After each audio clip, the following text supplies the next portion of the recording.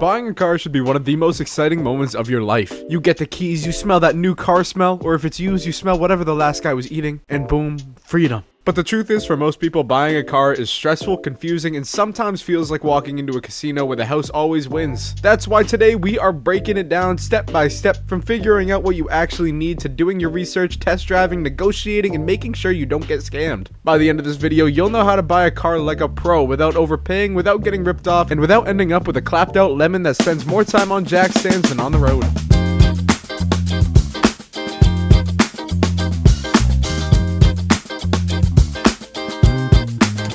First things first, don't just run into a dealership screaming, "I want a Mustang." Slow down, ask yourself, what do I actually need this car for? Is it a daily commuter, a family hauler, a weekend toy? If you're driving 60 miles to work, maybe you don't want a Dodge Hellcat with 707 horsepower draining your bank account at the gas pump. On the flip side, if you're a single guy in your 20s, maybe you don't need that beige Toyota Sienna minivan. Also, budget realistically. Don't just think, can I afford this monthly payment? Factor in gas, insurance, maintenance, and repairs. Buying a BMW for 15K sounds amazing until you realize an oil change costs more than your rent. This is where most people screw up. They see a car on Facebook Marketplace and fall in love. But car buying is like dating. The first one you see might look great, but dig deeper and you'll find out about all the baggage. Use resources like Kelley Blue Book, Edmunds, and Car Gurus. Watch YouTube videos, not just the shiny press ones, but owner reviews that'll tell you the real problems. Check forums. You'll want to learn if a car has a reputation for blowing head gaskets or if the transmission is basically a time bomb. Quick example is an early 2000s Nissan Altima. Seemed like a solid car, except the engines would burn oil like crazy, and a lot of them ended up completely cooked by 100,000 miles. That's the kind of thing that you only find out by researching. Alright, let's settle the big debate: new, used, or certified pre-owned. New cars are shiny, come with warranties, and smell amazing. But the second you drive off the lot, you lose thousands of dollars to depreciation. It's like buying a brand new iPhone and then immediately dropping it down the toilet. Used cars are cheaper, but they're riskier. You're buying someone else's history. Certified pre-owned is the middle ground. A little more expensive than used, but you get the warranty coverage and peace of mind that a dealer inspected it. Think about your long-term goals. If you plan to keep a car for 10 years, new might be worth it.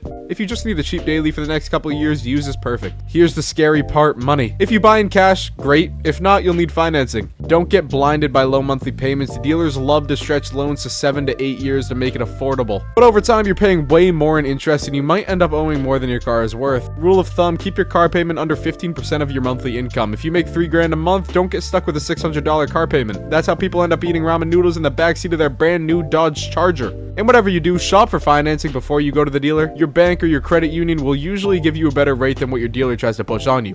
Where do you buy? Dealerships are more expensive, but you get financing options and usually cleaner cars. Private sellers are cheaper, but way more risk. You have to really inspect and verify the history. Online sites like Carvana or CarMax, convenient, but often overpriced compared to private sales. Timing matters. End of the month, end of the quarter, or especially end of the year, salespeople are desperate to hit quotas. That's when you can score deals. Never, ever buy a car without checking it. Here's your checklist: mileage, service history, accident reports, Carfax or auto check. Look under the car for leaks. Check the tires. Uneven wear means bad alignment. Start the engine cold. If it struggles, that's a bad sign. Then test drive it. Don't just roll it around the block once. Get it on the highway. Test the brakes, the steering, the transmission shifting. Pay attention to the noises. If the suspension sounds like a haunted house, you might want to walk away. And if you're not confident, pay a mechanic to inspect it. $100 now could save you thousands later. This is where people get nervous. Negotiation doesn't have to be scary. You just need to be prepared. Step 1 is you need to know the market value. Use Kelley Blue Book or TrueCar. If a car is listed for $15,000 but the market average is $12,500, you got leverage. Step 2, don't get attached. Be willing to walk away. Salespeople can smell desperation. Step 3 is watch out for dealer extras. Extended warranties, fabric protection, nitrogen in your tires, all money grabs. Unless you're buying a spaceship, you don't need space-age polymer coating.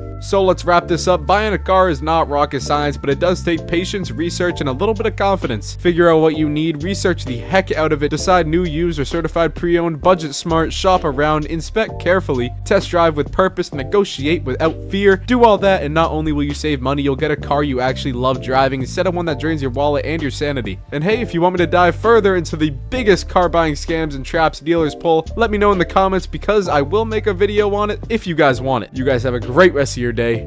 Love you all. Peace.